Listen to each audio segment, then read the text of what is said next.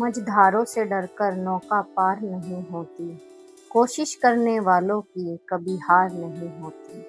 आप अपने घर में खुद हवन करें, इससे बड़ी उपलब्धि क्या ही होगी।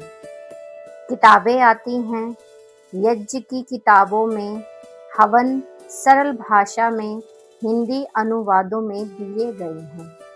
आप इन किताबों को पढ़ करके सरल तरीके से अपने घर में यज्ञ कर सकते हैं और अपने बच्चों को भी यज्ञ सिखा सकते हैं।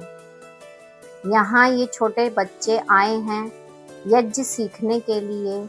मैं इन्हें यज्ञ प्रशिक्षण दे रही हूँ, यज्ञ के बारे में समझा रही हूँ और वेद मंत्रों के बारे में धीरे धीरे इन बच्चों को मैं बता रही हूँ कि कैसे मंत्र बोले जाते हैं और कैसे वेद मंत्रों का उच्चारण किया जाता है। सबसे अच्छा यूट्यूब पर हवन सभी विधियां दी हुई हैं। आप यूट्यूब पर जा करके अच्छे से हवन सीख भी सकते हैं और कर भी सकते हैं। यूट्यूब के माध्यम से हमारी बहुत सी माताएं बहनें हवन कर रही हैं और हवन सीख भी रही हैं, जो हमारी माता अनपढ़ हैं। और बाकी किताबों से आप अभ्यास कर सकते हैं। हवन करने से क्या होता है? हवन करने से ऑक्सीजन ही नहीं बढ़ती, सोच भी आगे बढ़ती है। हवन हमारे पूर्वजों से हमें मिला है। हमारे पूर्वज इस हवन को किया करते थे। हवन को होम भी बोला जाता है। हवन के माध्यम से हम अपने पूर्वजों की परंपरा को भी आगे बढ़ा रहे हैं। हवन करने से घर में शुद्धि होती है, सुख समृद्धि मिलती है, घर में बरकत का निवास होता है, प्रसिद्धि और उन्नति मिलती है, बच्चों के ज्ञान बुद्धि का विकास होता है, घर से रोग दूर होकर निरोगी काया प्राप्त होती है, सभी परिवार जन को मंगल कामना और आशीर्वाद प्राप्त होता है और घर में शुद्ध वातावरण रहता है, विषैले कीटाणुओं का नाश होता है, अच्छी ऑक्सीजन मिलती है। अब बारी आती है कि हवन कैसे करें। हवन आपके इच्छा अनुसार होता है।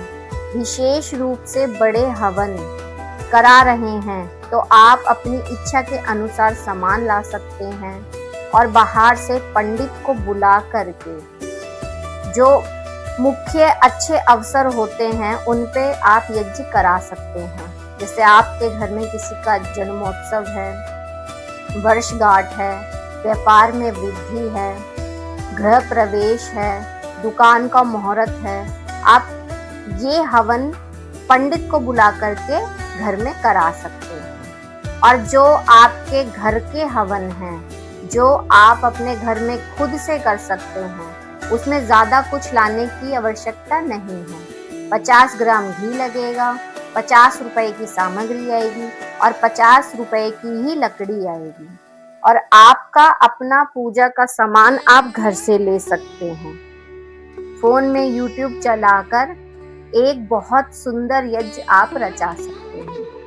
आप खुद से वेद मंत्रों को सीख लीजिए और मावस, पूर्णमासी, एकादशी जैसे अवसरों पर आप खुद से घर में यज्ञ कर सकते हैं।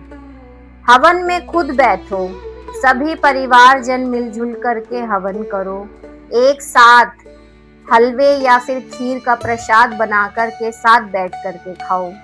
बच्चों में यज्ञनीय भावना पैदा होगी और बच्चे भी इस यज्ञ को करेंगे और उसमें बैठना शुरू होंगे।